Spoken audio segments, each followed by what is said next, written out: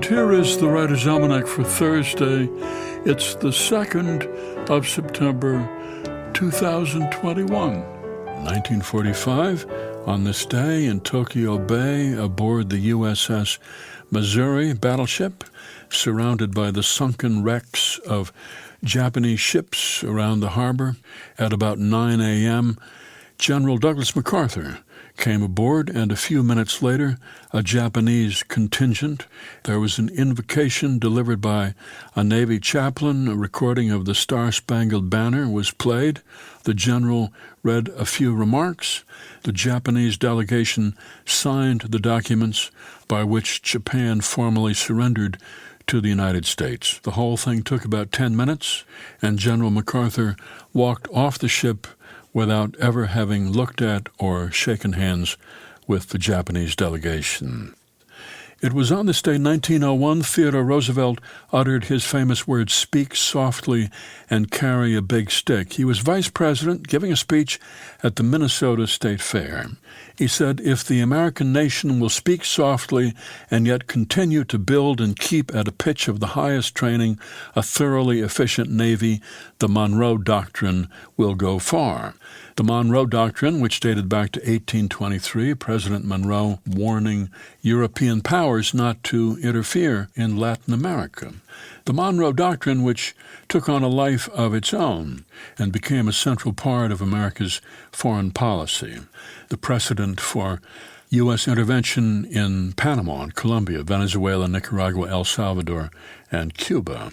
Less than 2 weeks after that speech at the State Fair, President McKinley was assassinated in Buffalo, and Teddy Roosevelt found himself the youngest person ever to be president of the United States.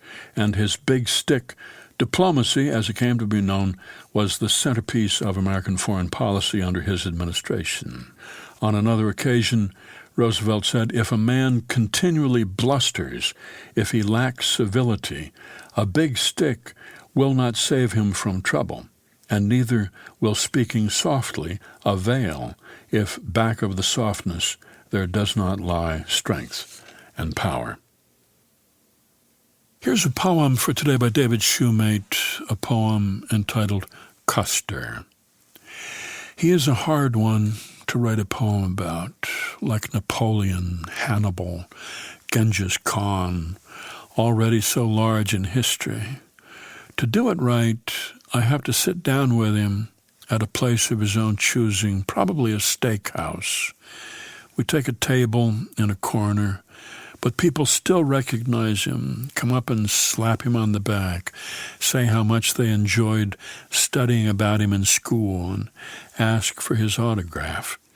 After he eats, he leans back and lights up a cigar and asks me what I want to know. Notebook in hand, I suggest that we start with the Little Bighorn and work our way back, but I realize that I have offended him, that he would rather take it the other way around. So he rants on about the Civil War, the way west, the loyalty of good soldiers, and now and then twists his long yellow hair with his fingers. But when he gets to the part about Sitting Bull, about Crazy Horse, he develops a twitch above his right eye, raises his finger for the waiter, excuses himself, and goes to the restroom, while I sit there along the bluffs with the entire Sioux Nation awaiting his return.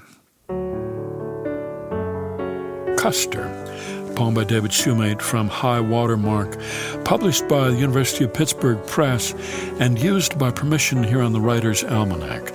Funded by donations from listeners like you, now available on PRX for distribution by your local radio station. Be well, do good work, and keep in touch.